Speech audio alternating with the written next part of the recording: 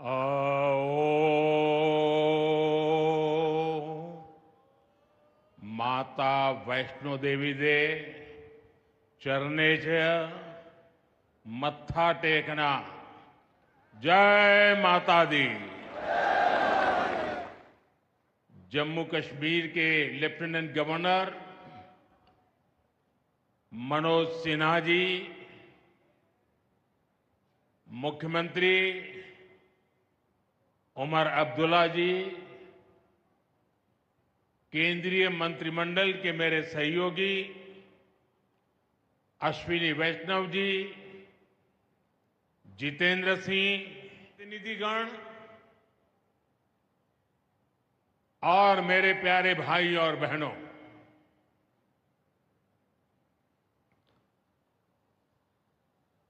वीर जोरावर सिंह जी की ये भूमि है। मैं इस धरती को प्रणाम करता हूं। साथियों, आज का ये कार्यक्रम भारत की एकता और भारत की इच्छा शक्ति का विराट उत्सव है।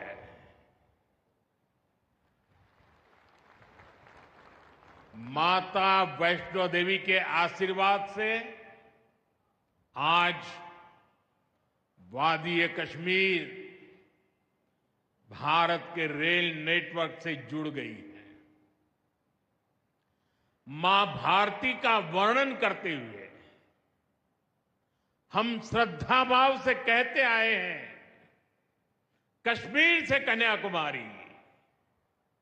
ये अब रेलवे नेटवर्क के लिए भी हकीकत बन गया है।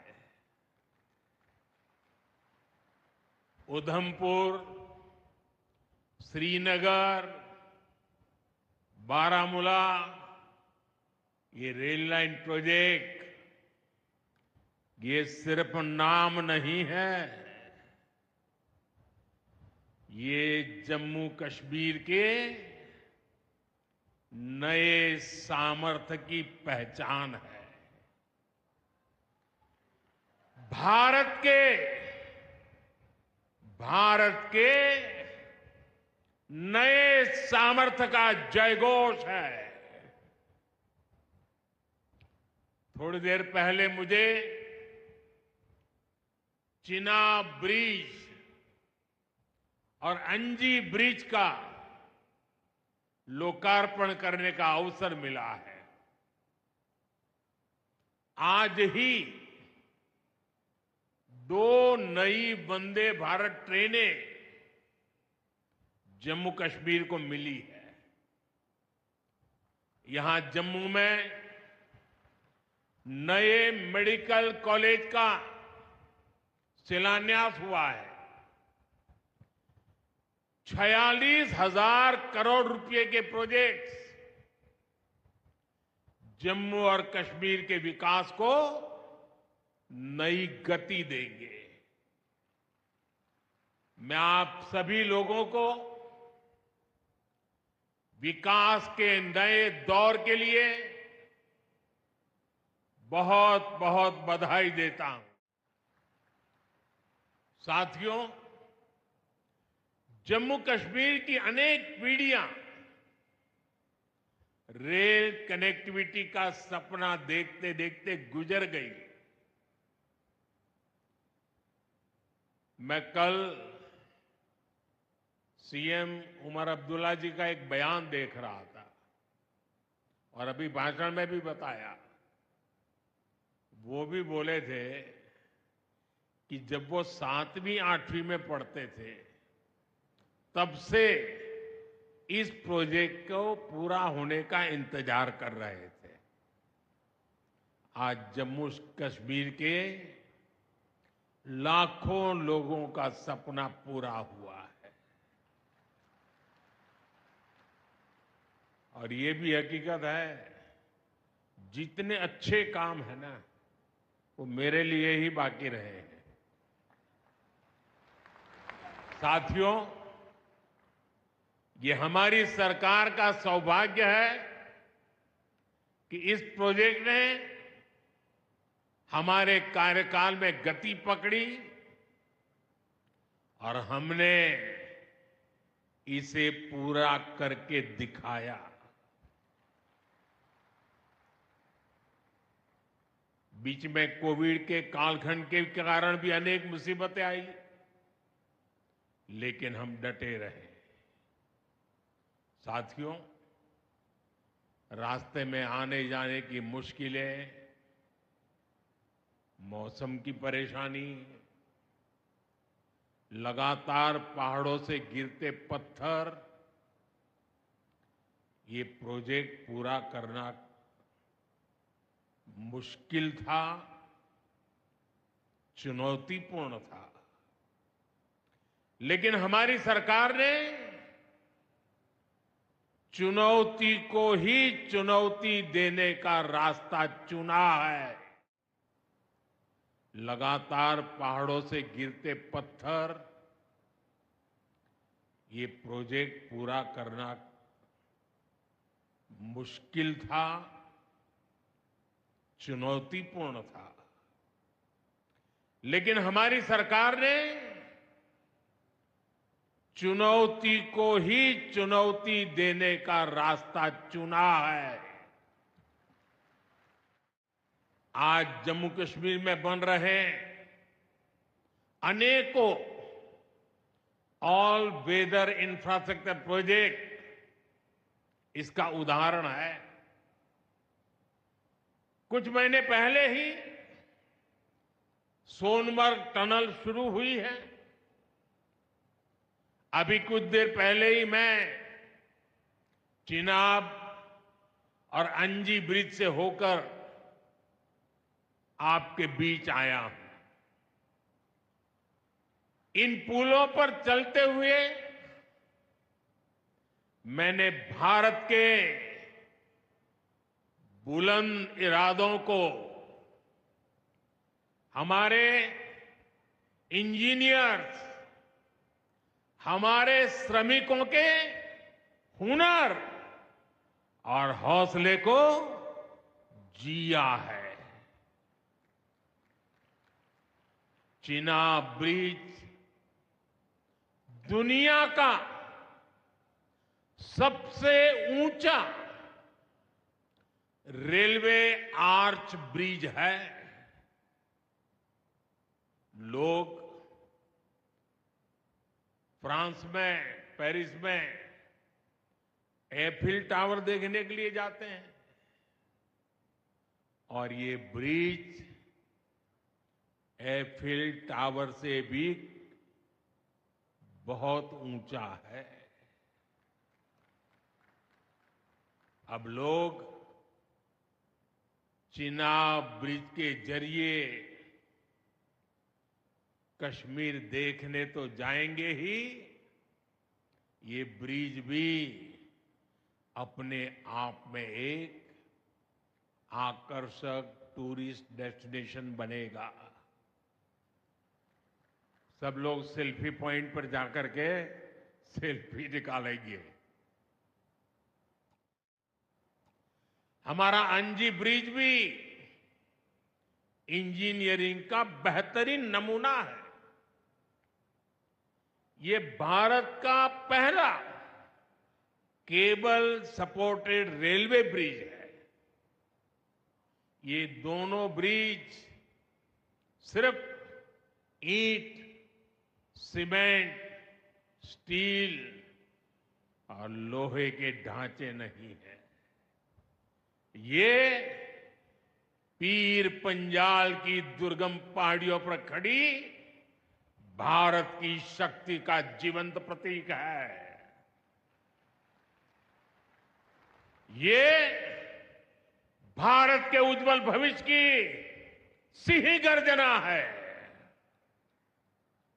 ये दिखाता है विकसित भारत का सपना जितना बड़ा है, उतना ही बुलंद हमारा हौसला है, हमारा सामर्थ्य है। और सबसे बड़ी बात, नेक इरादा है, अपार पुरुषार्थ है। साथियों, चिनाब ब्रिज हो या फिर अंजी ब्रिज, ये जम्मू की और कश्मीर की दोनों क्षेत्रों की समृद्धि का जरिया बनेंगे। इससे टूरिज्म तो बढ़ेगा ही, इकोनॉमी के दूसरे सेक्टर्स को भी लाभ होगा। जम्मू और कश्मीर की रेल कनेक्टिविटी दोनों क्षेत्रों के कारोबारियों के लिए नए अवसर बनाएगी। इससे यहां की इंडस्ट्री को गति मिलेगी। अब कश्मीर के सेब कम लागत में देश के बड़े बाजारों तक पहुंच पाएंगे और समय पर पहुंच पाएंगे। सूखे मेवे हो या पश्मीना शॉल, यहां का हस्तशिल्प अब आसानी से देश के किसी भी हिस्से तक पहुंच पाएगा। इससे जम्मू कश्मीर के लोगों को देश के दूसरे हिस्सों में आना जाना भी बहुत आसान होगा। साथियों, मैं यहां संगलदान के एक स्टूडेंट का अखबार में कमेंट पढ़ रहा था। उस स्टूडेंट ने कहा कि उसके गांव के उन्हीं लोगों ने अब तक ट्रेन नहीं देखी थी जो गांव से बाहर गए। गांव के ज्यादातर लोगों ने ट्रेन का सिर्फ वीडियो ही देखा था। उन्हें अब तक यकीन ही नहीं हो रहा कि असली ट्रेन उनकी आंखों के सामने गुजरेगी। मैंने ये भी पढ़ा कि बहुत से लोग ट्रेनों के आने जाने का टाइम याद कर रहे हैं। एक और बिटिया ने बड़ी अच्छी बात कही। उस बिटिया ने कहा, अब मौसम तय नहीं करेगा कि रास्ते खुलेंगे या बंद रहेंगे। अब ये नई ट्रेन सेवा हर मौसम में लोगों की मदद करती रहेगी। साथियों, जम्मू कश्मीर मां भारती का मुकुट है। ये मुकुट एक से बढ़कर एक खूबसूरत रत्नों से जड़ा हुआ है। ये अलग अलग रत्न जम्मू कश्मीर का सामर्थ्य है। यहां की पुरातन संस्कृति,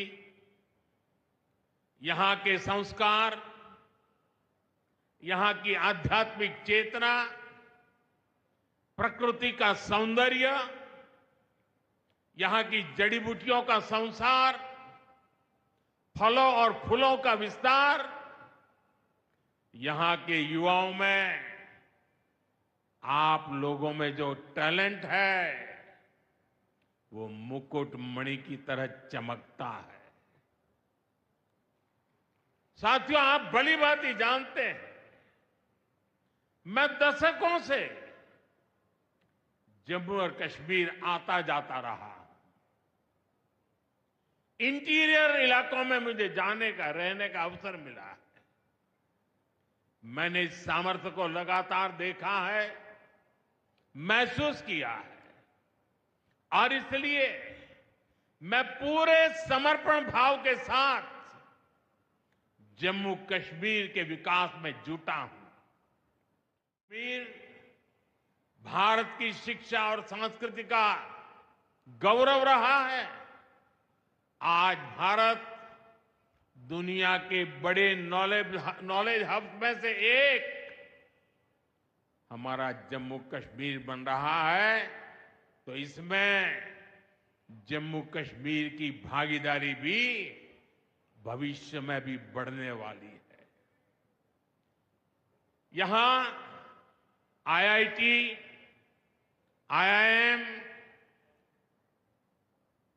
एम्स और नीट जैसे संस्थान है। जम्मू और श्रीनगर में सेंट्रल यूनिवर्सिटीज हैं। जम्मू और कश्मीर में रिसर्च इकोसिस्टम का भी विस्तार हो रहा है।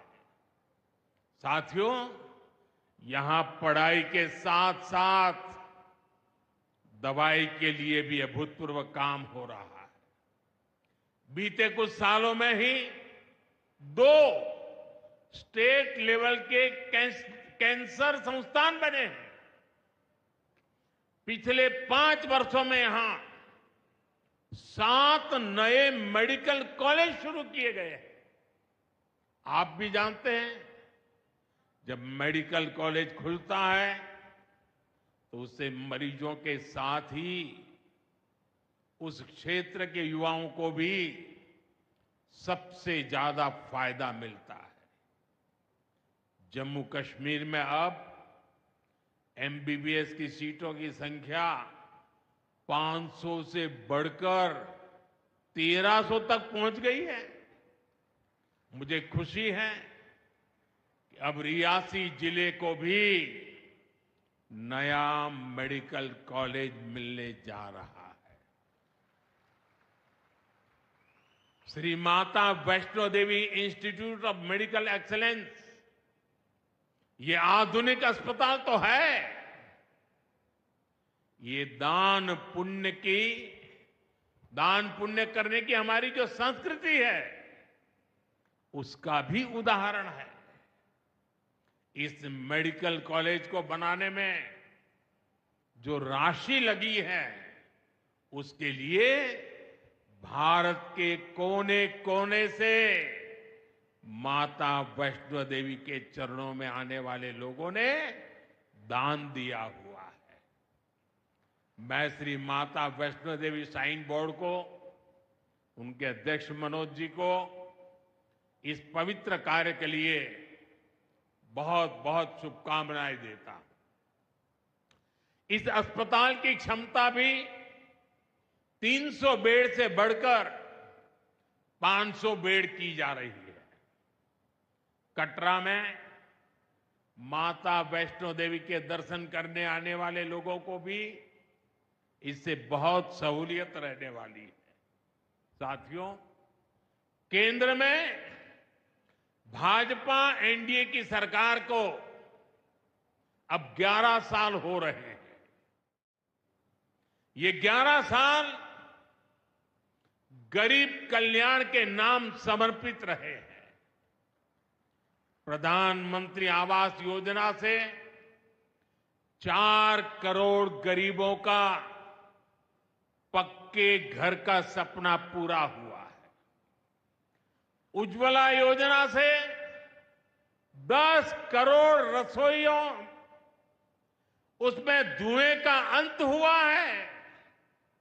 हमारी बहनों को, बेटियों को उनकी सेहत की रक्षा हुई है। आयुष्मान भारत योजना से 50 करोड़ गरीबों को 5 लाख रुपए तक का मुफ्त इलाज मिला है। प्रधानमंत्री गरीब कल्याण अन्न योजना से हर थाली में भरपेट अनाज सुनिश्चित हुआ है। जनधन योजना से पहली बार 50 करोड़ से ज्यादा गरीबों के लिए बैंक का दरवाजा खुला है। सौभाग्य योजना से अंधेरे में जी रहे 2.5 करोड़ परिवारों में बिजली की रोशनी पहुंची है। स्वच्छ भारत मिशन के तहत बने 12 करोड़ शौचालयों ने खुले में शौच की मजबूरी से मुक्ति दिलाई है।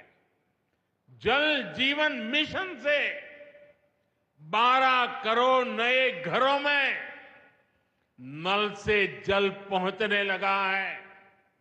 महिलाओं का जीवन आसान हुआ है। पीएम किसान सम्मान निधि से 10 करोड़ छोटे किसानों को सीधी आर्थिक सहायता मिली है। साथियों, सरकार के ऐसे अनेक प्रयासों से पिछले 11 साल में 25 करोड़ से ज्यादा गरीबी को हमारे ही गरीब भाई बहनों ने गरीबी के खिलाफ जंग लड़ा और 25 करोड़ गरीबी को परास्त कर करके विजयी होकर के गरीबी से बाहर निकले हैं। अब वो नए मध्यम वर्ग का हिस्सा बने हैं। जो लोग अपने आप को समाज व्यवस्था के एक्सपर्ट मानते हैं, बड़े खेरखा मानते हैं, जो लोग अगड़े पिछड़े की राजनीति में डूबे रहते हैं, जो लोग दलितों के नाम पर राजनीतिक रोटियां सेकते रहे हैं, जरा जिन योजनाओं का मैंने सिर्फ उल्लेख किया है उसकी तरफ नजर कर लीजिए। कौन लोग हैं जिनको ये सुविधाएं मिली हैं? वो कौन लोग हैं जो आजादी के 7 दशक तक इन प्राथमिक सुविधाओं से वंचित रहे थे? ये मेरे दलित भाई बहन है, ये मेरे आदिवासी भाई बहन है, ये मेरे पिछड़े भाई बहन है, ये पहाड़ों पर गुजारा करने वाले, ये जंगलों में बसने वाले, झुग्गी झोपड़ी में जिंदगी पूरी करने वाले, ये वो परिवार है जिनके लिए मोदी ने अपने 11 साल खपा दिए हैं।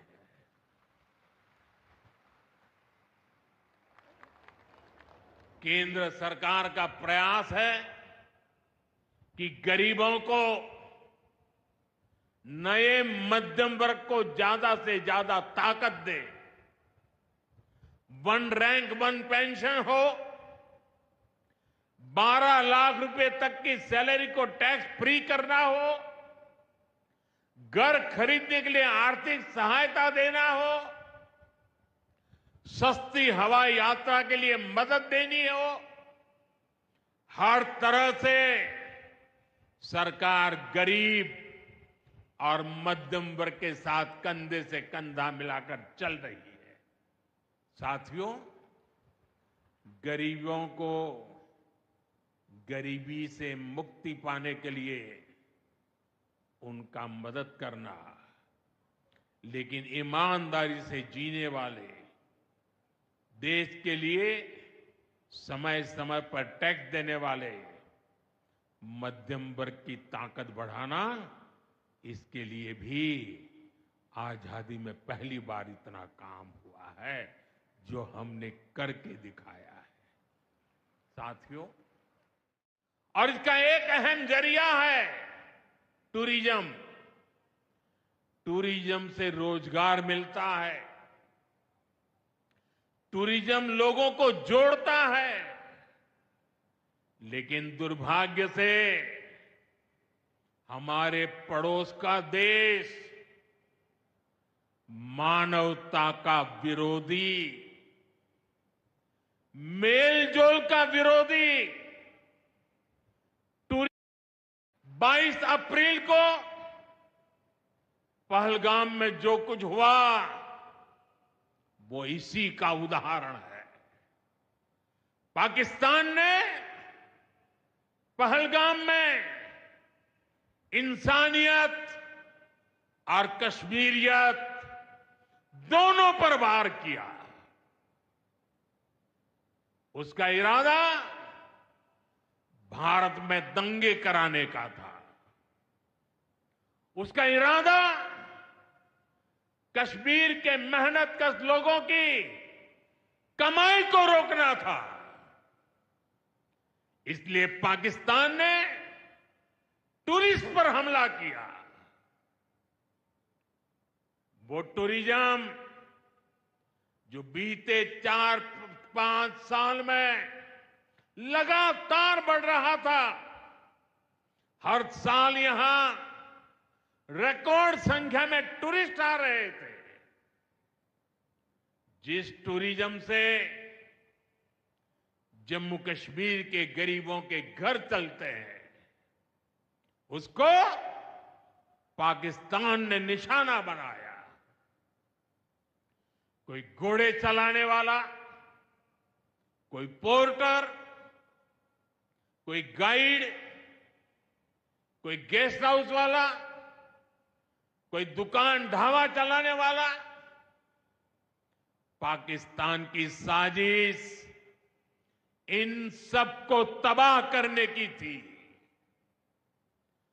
आतंकियों को चुनौती देने वाला नौजवान आदिल, वो भी तो वहां मेहनत मजदूरी करने गया था, लेकिन अपने परिवार की देखरेख कर सके इसलिए मेहनत कर रहा था। आतंकियों ने उस आदिल को भी मार दिया। साथियों, पाकिस्तान की साजिश के खिलाफ जिस प्रकार जम्मू कश्मीर के लोग उठ खड़े हुए हैं, जम्मू कश्मीर के अवाम ने इस बार जो ताकत दिखाई है, ये सिर्फ पाकिस्तान नहीं, दुनिया भर की आतंकवादी मानसिकता को जम्मू कश्मीर के लोगों ने कड़ा संदेश दिया है। जम्मू कश्मीर का नौजवान अब आतंकवाद को मुंह तोड़ जवाब देने का मन बना चुका है। ये वो आतंकवाद है जिसने घाटी में स्कूल जलाए, और सिर्फ स्कूल यानी इमारत नहीं जलाई थी, 2-2 पीढ़ी का भविष्य जला दिया था, अस्पताल तबाह किए, जिसने कई पीढ़ियों को बर्बाद किया। यहां जनता अपनी पसंद के नुमाइंदे चुन सके, यहां चुनाव हो सके, ये भी आतंकवाद के चलते बड़ी चुनौती बन गया था। साथियों, बरसों तक आतंक सहने के बाद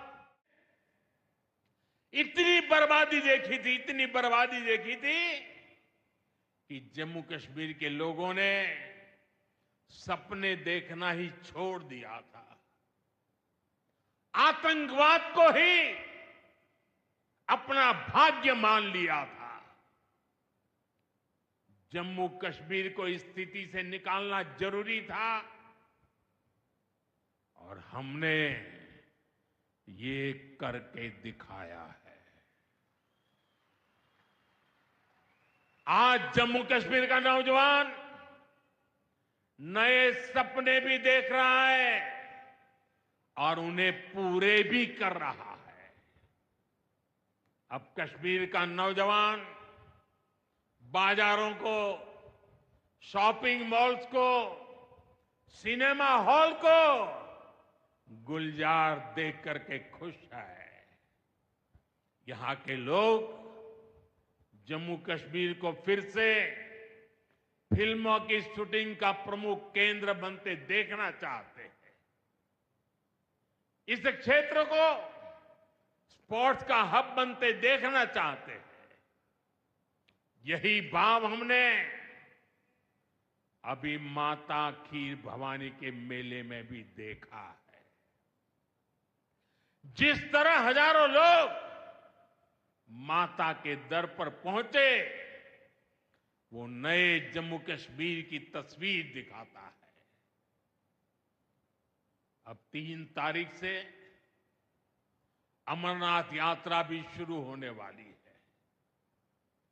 ईद की उमंग भी हम चारों तरफ देख रहे हैं। विकास का जो वातावरण जम्मू कश्मीर में बना था, वो पहलगाम के हमले से डिगने वाला नहीं है। जम्मू कश्मीर के आप सभी लोगों को और आप सबसे नरेंद्र मोदी का वायदा है। मैं यहां विकास को रुकने नहीं दूंगा। यहां के नौजवानों को सपने पूरा करने से कोई भी बाधा अगर रुकावट बनती है, तो उस बाधा को पहले मोदी का सामना करना पड़ेगा। साथियों, आज 6 जून है। याद कीजिए, 1 महीने पहले, ठीक 1 महीने पहले 6 मई की वो रात पाकिस्तान के आतंकियों पर कयामत बरसी थी।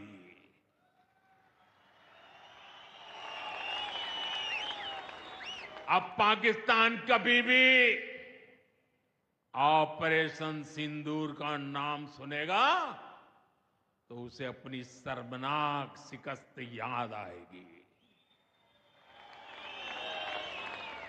पाकिस्तानी फौज और आतंकियों ने कभी सोचा नहीं था कि भारत पाकिस्तान में सैकड़ों किलोमीटर अंदर जाकर के आतंकवादियों पर इस तरह वार करेगा।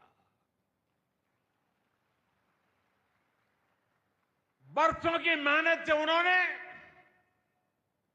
आतंक की जो इमारतें बनाई थी, वो कुछ ही मिनटों में खंडहर में बदल गई है। और ये देख पाकिस्तान बुरी तरह बौखला गया था और उसने अपना गुस्सा जम्मू के, पूंछ के दूसरे जिलों के लोगों के पर भी निकाला। पूरी दुनिया ने देखा कि पाकिस्तान ने कैसे यहां घर उजाड़े, बच्चों पर गोले फेंके, स्कूल, अस्पताल तबाह किए, मंदिर, मस्जिद, गुरुद्वारों पर शेलिंग की। आपने जिस तरह पाकिस्तान के हमलों का मुकाबला किया, वो हर देशवासी ने देखा है। इसलिए अपने परिवारजनों ने उनके साथ हर देशवासी पूरी शक्ति से खड़ा है। साथियों, जिन लोगों की क्रॉस बॉर्डर फायरिंग में मृत्यु हुई है, उनके परिवार के सदस्य को कुछ दिन पहले ही नियुक्ति पत्र सौंपे गए हैं। शेलिंग से प्रभावित 2000 से ज्यादा परिवारों की तकलीफ भी हमारी अपनी तकलीफ है। इन परिवारों को शेलिंग के बाद अपने घर की मरम्मत के लिए आर्थिक मदद दी गई थी। अब केंद्र सरकार ने ये तय किया है कि इस मदद को और बढ़ाया जाए।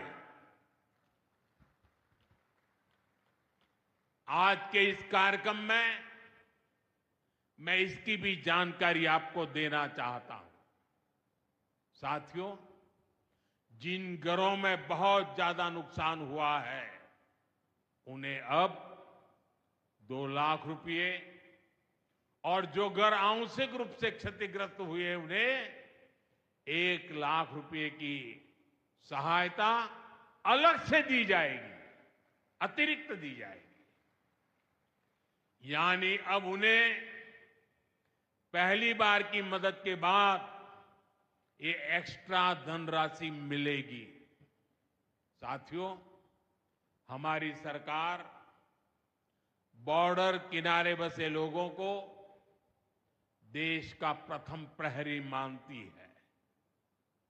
बीते दशक में सरकार ने बॉर्डर के जिलों में विकास और सुरक्षा के लिए अभूतपूर्व काम किया है। इस दौरान करीब 10,000 नए बंकर्स बनाए गए हैं।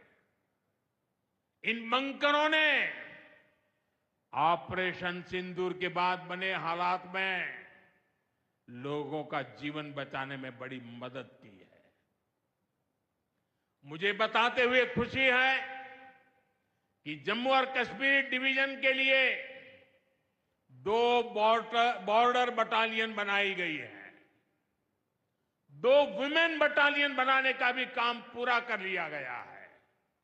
साथियों, हमारा जो इंटरनेशनल बॉर्डर है उसके पास जो बहुत दुर्गम इलाके हैं वहां भी सैकड़ों करोड़ रुपया खर्च करके नया इंफ्रा बनाया जा रहा है।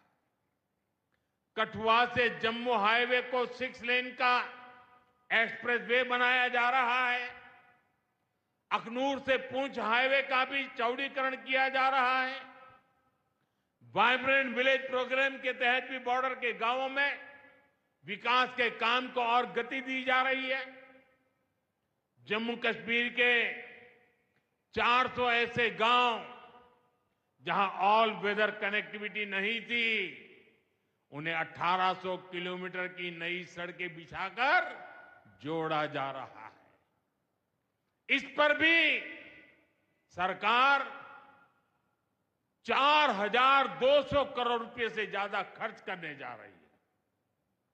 साथियों, आज मैं जम्मू कश्मीर के आप लोगों से, खासकर यहां के नौजवानों से एक विशेष आग्रह भी करने आया हूं और जम्मू कश्मीर की धरती से मैं देश को भी आग्रह करना चाहता हूं।